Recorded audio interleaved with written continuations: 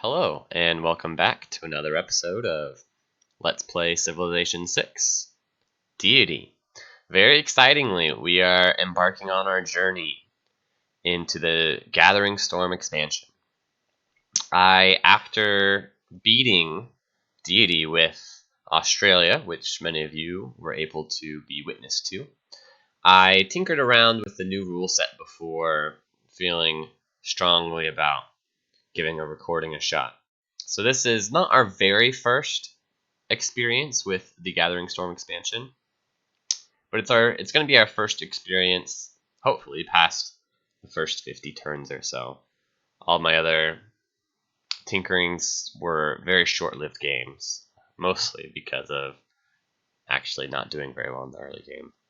And speaking of doing well in the early game, we are the Mongolian Empire for this attempt, and the Mongolian Empire, Genghis Khan, he has some relatively early game units. Actually, we're checking it out here. So the Keshig is in stirrups, which is medieval era, so that's, like I said, relatively early game, though it's not like an ancient or classical era advantage like most of the strictly early game civilizations are. He likes his horseback riding, and he also gets some military benefit for having diplomatic visibility. He also has trading posts established in cities as soon as he sends a trade route to that city, which I think improves the diplomatic visibility. So kind of interesting. This will definitely be, we want to have some military advantage. One of the other military advantages for Genghis Khan is if you capture, or defeat rather, an enemy cavalry unit with a cavalry unit yourself, I think, you have a chance to capture that unit and turn it onto your own side. So that'll be interesting. We'll see if that pays off at any point. We have found the first barbarian encampment, and we're going to take care of it quickly. We've also found a natural wonder that we're probably going to want to go settle towards. Lots of bananas north of our main starting city. That'll be interesting. We've got a couple of citrus for luxuries in our capital. More citrus up north with those bananas. Some gypsum, it looks like, both to the west and to the east. Northwest and then straight east. So we got, and then diamonds up there. So that'll be 3 luxuries. It's not a ton for the first relatively few cities that we can settle. Our starting place looks like it's decent. That citrus tile is quite good. That deer tile is quite good. And finding natural wonder is good. So all of the big check marks for the early game advantages you want to have, we're definitely checking them off. As I guess another one of those is finding the nearest barbarian encampment before they start infinitely spawning at you.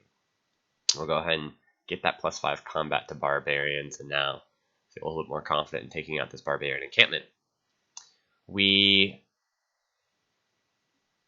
are going to work on craftsmanship. We're working on pottery right now. Oh yeah, the very first thing we researched, and this is important, was we did research horseback riding because we wanted to see where the horses were, and it doesn't look like there are any horses anywhere near us, which is actually a pretty big deficit because our civilization wants to make horse units. Even before we get our special unit, we probably want to build horsemen, because horsemen are just actually a unit that I relatively undervalue in their strength. They're fast, they have a lot of power, but of course they'll be able to upgrade into useful units later on for us.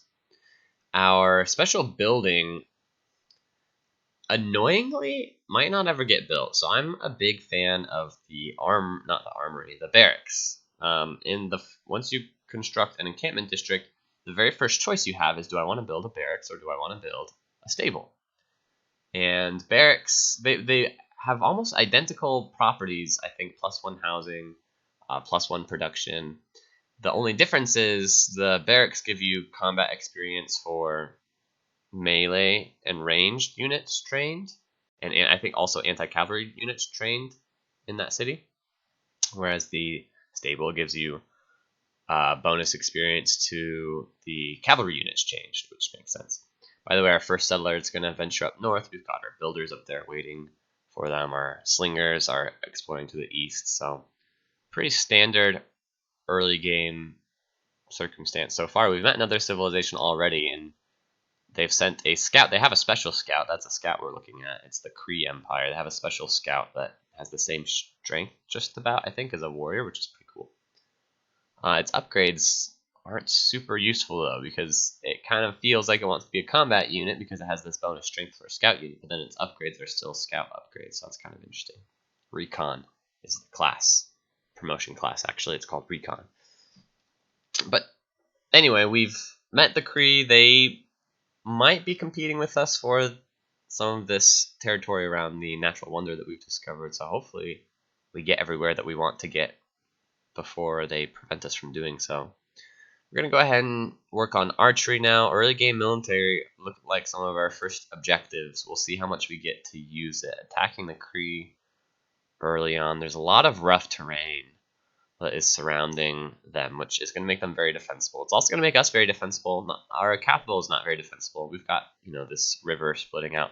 But all these rainforests north of our city where we're going to settle our first settler, that looks very defensible just because of all of the rough terrain. It'll be very slow for anyone to move in on us. We actually settled quite a bit south of the natural wonder because it looks like we're going to want to leave our options open to settle on the north side of the natural wonder. Get a city a little bit closer to it. We want to make sure we don't forget about this barbarian encampment that we can see has just spawned to the west of our capital, west and north. But we have a slinger ready to go take care of that, and a couple slingers and a warrior running around. So we've been pretty diligent about our early game units. Part of that is because just of our recent experience as we've tinkered around with the Gathering Storm expansion. This is true on all expansions, but as we've tinkered around with Gathering Storm expansion, first 50 turns or so, our runs have largely ended to early game military threats from our opponents. So let's hope the Kree is not trying to pull a fast one on us here. They've got an archer already, accompanied by a warrior as well, moving in towards us. We should be okay. We've not been greedy. We've just built the units like we need to in order to survive. We're about to research archery so we can upgrade these slingers to archers ourselves, and that'll be quite strong. We did go ahead and get this builder here. We want to get these citrus improved so we can trade them to other civilizations, especially since we've already met another civilization, the Kree. Trading your early luxuries is one of the most important things you can do in the early game to gain an advantage. Though I don't think we've researched irrigation, quite annoyingly, so we're going to choose our research here. Yeah, that you can see we're going straight for irrigation. We have researched pottery, probably knowing that we're going to need to get that irrigation for all of these bananas and citrus. Clearing that encampment, quite good. Another goody hut over to the west. Though with those desert tiles, incense is nice, but if there's a lot of desert over there, it might not be worth settling the city just for the incense. We'll see. Our next city location is probably going to want to be farther north, but again, we might be competing with the Kree for that location. Yeah, if you look over to the west, we not only have desert issue, but we also have tundra issue. So it looks like we're on the south end of the map. Towards the south end of the map, since we're running into the tundra on the south. Tundra does make it hard to find good places to settle, and there's also just not a lot of bonus or luxury resources over there. That wheat is quite good. 3-1 wheat tile. We'll probably want to settle over here eventually, but it's going to be difficult to say for sure where our third and fourth cities are going to want to be. Since there's ocean over here, we're also probably not forward settling anyone very usefully over to the west, so I would imagine going west would be our fourth or fifth city, definitely not our third. That's what I'm feeling right now. We'll see how things pan out with the barbarians to the south here. Have they? I don't know if they've seen us. I don't remember seeing a scout, but it does look like there are already quite a few units. All right, we're gonna see if we're trying to befriend the Kree. I've been a little bit slow about this, but sending a delegation as soon as you meet someone costs you 25 gold, but generally makes it easier for you. Nice, get those slingers upgrade to archers. It generally makes you easier for you to maintain a good relationship with them. So one, they don't go to war with you, and two, you're able to trade resources with them a little bit more freely, which is something we want to do. Like I said, because we're gonna have an abundance of. Oh dear. Our workers got stolen, but I guess we'll steal them right back, hopefully, because this archer is going to be able to kill that warrior no problem. But yeah, this abundance of citrus, we want to make sure we have a good relationship with the Kree so we can trade with them, but the Kree, when we tried to send our delegation on like 4 or 5 turns after having met them, they're like, no, we don't want your delegation. So that's why you often have to send your delegation immediately. He's willing to accept the oranges, though, so that's good. We don't have a bad enough relationship that he won't accept oranges. We're going to optimize the amount of gold that we can get out of him. And so far, no harm in not having sent the delegation to him, I guess. These builders that have been stolen from us are now... Maybe they're going to get away. We'll see if our archers are able to approach and grab those builders before anything bad happens. Meanwhile, our slingers are in trouble. They might get surrounded here. And another barbarian encampment over on the east. This is a lot of barbarian encampments to be dealing with in such a small amount of time. Yeah, those builders got away. We're going to have to capture those builders later. But that's okay. We invested in another pair of builders that are going to head up to our second city and be a big advantage for us up there.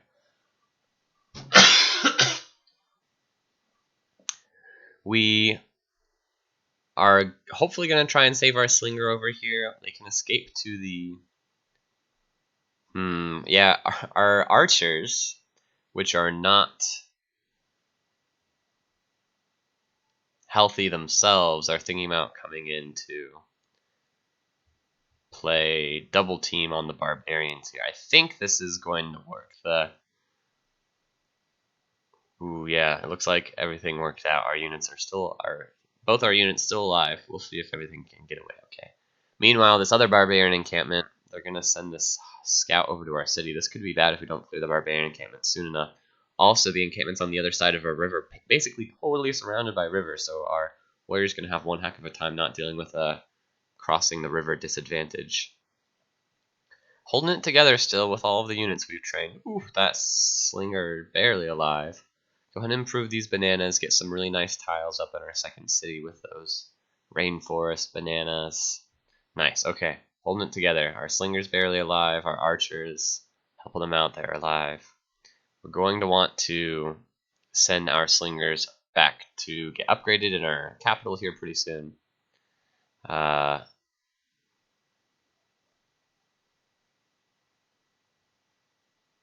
And this has really slowed down our expansion ideas, just trying to deal with these barbarian encampments and these spawns of I think we're going to get an infinitely spawning barbarian encampment to the south of us. So it doesn't mean we can ignore expansion altogether, but it is going to, I think, frustrate the speed with which we want to do everything. Yeah, here they come. We're going to have to run this archer away. Just too many barbarians. Fortunately, the river here is going to, I think, let our units defend themselves appropriately. Get a trader going. Traders are particularly good for Mongolia because we can send trading posts immediately and get that diplomatic visibility, though I don't know if we're going to be going to war with the Kree all that soon. Looking for where we want to settle. We're already facing loyalty issues from the settled Kree cities that we can see up to the north and to the east. We're probably going to want to settle to the east. So you can see we're working on a settler in our capital. That settler's probably going to want to run to the east and settle right where the barbarian encampment was. Fortunately, we were able to clear out that barbarian encampment without too much problem. Our warriors will now be able to circle around to the south and help out. And I think our settlers are going to run over and claim that area for ourselves before anything too nasty happens to it. We want to focus on food up here. It's okay to have a little bit slower production as long as the city is growing sufficiently fast. Taking a look at the great people, it doesn't look like we're going to be able to develop a religion in this game. So our first district might be an encampment district, just because we want to get that military advantage going. Extra housing, extra production, and then extra experience for military units that we build. Oh, I didn't say at the beginning of the game why I generally don't like the stable, and I said the bad news might be that we might not even use our special stable that is available to Genghis Khan. And I think, and the reason is, which I haven't extrapolated on yet, is that stables just take more upfront production to create. I don't know why. It doesn't make a lot of sense to me. Maybe just because horse units or cavalry units are a little bit overtuned, and this is like a balancing thing that they've done. But if you want your encampment building that you first build to be giving bonus experience to your cavalry units, you need to invest more upfront production. That's just how it is. That's true even for the Mongolian special stable. So we might still, even though we have a special stable, build a barracks anyway, which would not let us build our special unit, or I mean our special building. We could still build our special unit of the Keshig way later in the game. That would still be fine. It just won't get bonus experience for being trained in a city that has that building.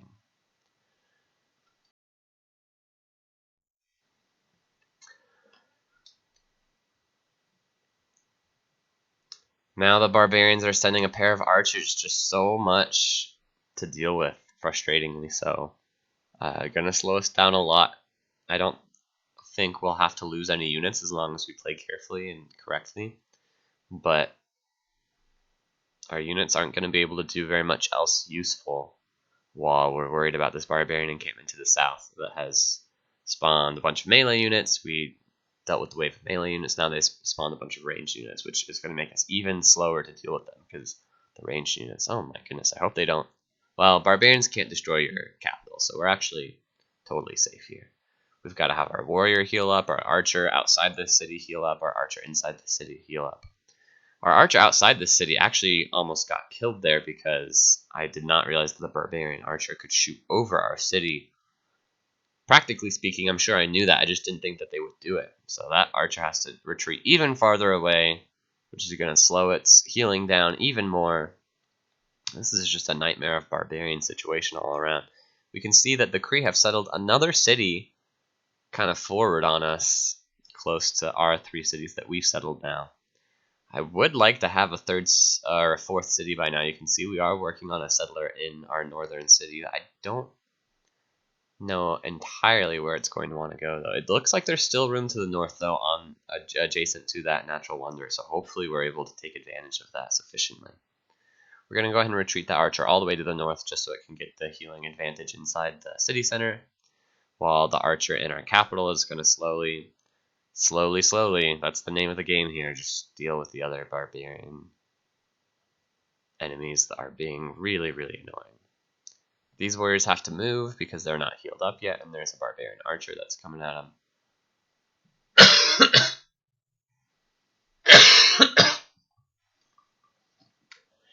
And now we get to choose our first government. We are going to choose the Classical Republic just to get the extra, what are these, democracy, economic policy slots.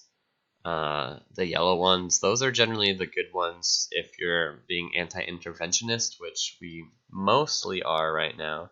I guess it's a little sad to not have the +5 combat strength to against barbarians, because you can see we're still fighting barbarians, but I think at this point in the game we'll be okay without them. We're researching horseback riding. Maybe we'll build some horsemen pretty soon, and that'll help us deal with the barbarians.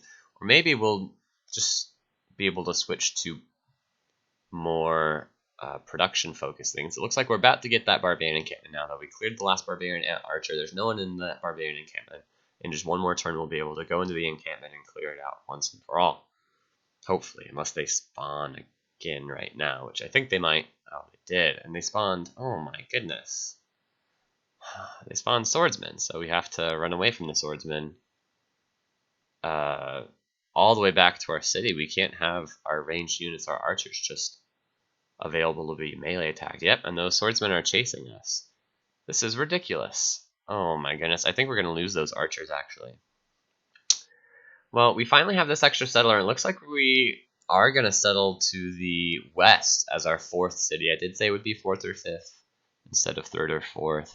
Definitely wasn't our 3rd city. It is going to be our choice for 4th city, though. Yeah, we lose those archers because of those barbarian swordsmen, and the barbarian scout prevented our barbarian archers from being able to run away sufficiently.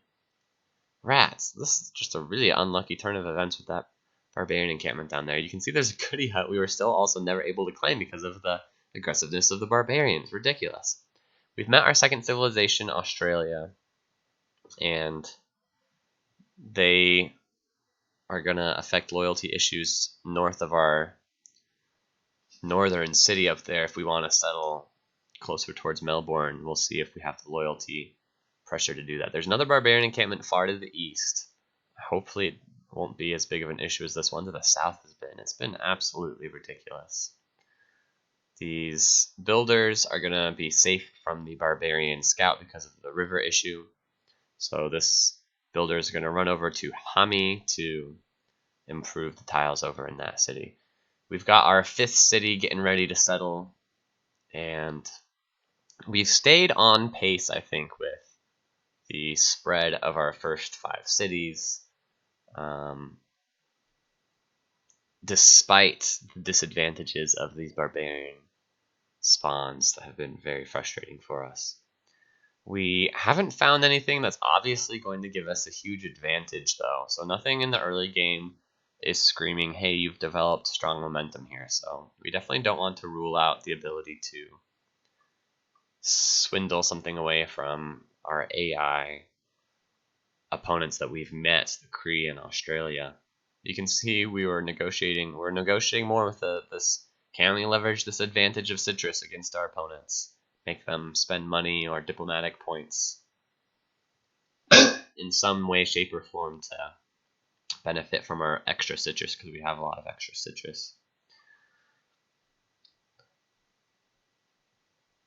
And we do have access to iron. We're working on currency for our research. We're just kind of making our way down the tree. I don't know if it'll be worth it to rush stirrups, because it's a technology that just takes so long to research on its own. It's just pretty far down the tree that even though our special unit, the Keshig, is hidden in stirrups, you can see there's already a loyalty pressure. But we can go ahead and put a governor in there, and it'll quell the loyalty pressure just fine. Though Hami now has a loyalty issue, so we might have to relocate another governor to Hami. Yep, and that's what we're going to do. Okay, all of our loyalty pressures are taken care of right now. We've got 5 cities that we're more or less happy with. They have plenty of access to luxury resources. I think we're up to only 2 luxury resources, actually. I mentioned those diamonds earlier, but they're not going to be within range of us because the Kree have settled yet another city. This one is adjacent to the natural wonder. And then the gypsum also, we just haven't, it's within range, but we just haven't bought the tiles or otherwise settled near the other gypsums such that we can take advantage of that luxury. So our only luxuries right now are citrus and then pretty soon incense that we can get from our weak city over in the west. Very interesting. I call it a weak city just because incense isn't a very good luxury resource as far as yields. Just provides 1 additional faith. Some of these incense tiles are just on desert. So, and none of them are on very useful tiles. They're either on desert or just like a flat plains tile. So it's unfortunate. It's not a lot of advantage from the incense. Our citrus tiles are still pretty good. We're also going to try and do some optimization with our strategic resources. So we did find access to horses. In which city is it? Is that our very northmost city now? It might be over in Hami. I'm not sure where those horses are. We're trying to leverage our horses as an advantage since it looks like we're not going to be building our Keshig army anytime soon. Stirrups are far down the line, and oh gosh, look at this barbarian army. This is ridiculous. I don't know if I've ever seen such barbarian resistance. I've also never dealt with it so elegantly before. A lot of times I just lose like half a dozen units that I continue to build to try and stop the barbarian aggression and fail to do so. In this case, I think we've lost exactly 1 archer, so things could be worse. This Kree horseman, kind of funnily enough, is helping us out. Just within the line of fire from these barbarians. But our 2 remaining archers and our 1 remaining warrior are going to try and quell the tide of barbarian bothersomeness. We lost another builder up in our Ulaanbaatar to a stray swordsman that somehow is running amok up there. This is just not going well at all. I wonder if we'll be able to turn this around. We maybe need to spend time just building a more aggressive military, though. I don't want our cities to fall behind in their usefulness. You can see there's still a lot of really good buildings to construct, like the water wheels. Food and production is pretty nice to get. The earlier the better. Our capital did go ahead and pump out this other archer, though. So now with 3 archers, hopefully we can handle swordsmen a little bit more appropriately. Let's go ahead and start greeting those production buildings, though. We're going to build a watermill in both our capital and our city to the west, and see if we can gain some momentum for the efforts we want to make, probably in the mid-game once we do get to stirrups. You can see we're working on apprenticeship right now, which I don't actually think leads directly to stirrups. But that's okay. We're going to want to build a industrial zone somewhere, probably just one in one of our cities that can hit multiple cities with the factory bonus spreading to within 6 tiles of the industrial zone. We'll choose that out later. We're researching apprenticeship mostly just to work towards some of the more big ticket technologies. Same thing with games and recreation, though it is going to be pretty crucial to build the entertainment complex. Again, there's regional bonuses within 6 tiles for some of the buildings in the entertainment complex. We might build just 1 or so of those, though. I feel like it's easier to, or it's harder to overbuild entertainment complexes than it is to overbuild industrial zones.